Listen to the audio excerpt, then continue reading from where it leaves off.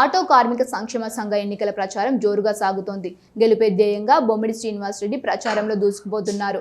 అడ్డా number 2వ number వద్ద ప్రచారం చేసిన బొమ్మిడి శ్రీనివాస్ రెడ్డి అధ్యక్షుడిగా తనకు కుర్చీ గుర్తుపై ఓటు వేయాలని, తన ప్యానెల్కు సంబంధించిన వారికి ఓటు వేసి గెలిపించాలని కోరారు. తనను ఓటు వేసి గెలిపిస్తే ఆటో కార్మికుల సమస్యల పరిష్కారమే ధ్యేయంగా పనిచేస్తానని హామీ ఇచ్చారు.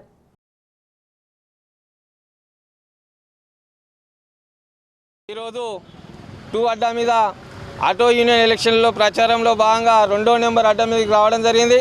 ఇక్కడ ఉన్నటువంటి ఆటో డ్రైవర్లు చాలా పెద్ద ఎత్తున కదిలొచ్చి మాకందరికీ వారి యొక్క ఉత్సాహాన్ని నింపుతూ రాబోయే ఎలక్షన్లలో ఖచ్చితంగా మీకే ఓటేస్తాం, మీరు భారీ మెజార్టీతో గెలుస్తారని చెప్పేసి ఇక్కడ ఉన్నటువంటి ఆటో డ్రైవర్ల ఉత్సాహాన్ని చూస్తే మాకు చాలా ఆనందం వేస్తూ ఉంది. రేపు ఆదివారం నాడు జరిగే ఆటో యూనియన్ ఎలక్షన్లో ప్రెసిడెంట్గా పోటీ చేస్తున్న బొమ్మిడి శ్రీనివాస్ రెడ్డి నాది కుర్చీ గుర్తు.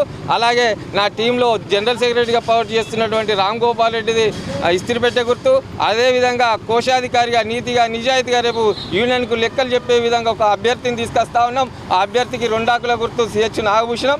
అదేవిధంగా మన ఉపాధ్యక్షులుగా ఈరవేణి కుమారు గౌను గుర్తు, కుక్కట్ల సంపత్ జగ్గు గుర్తు మీద పోటీ చేస్తూ ఉన్నాం. మా టీంని గెలిపించాలని చెప్పేసి కోరుకుంటా ఉన్నాం. రాబోయే రోజుల్లో కరీంనగర్లో ఆటో కార్మికుల సమస్యల మీద పెద్ద ఎత్తున పోరాడతాం.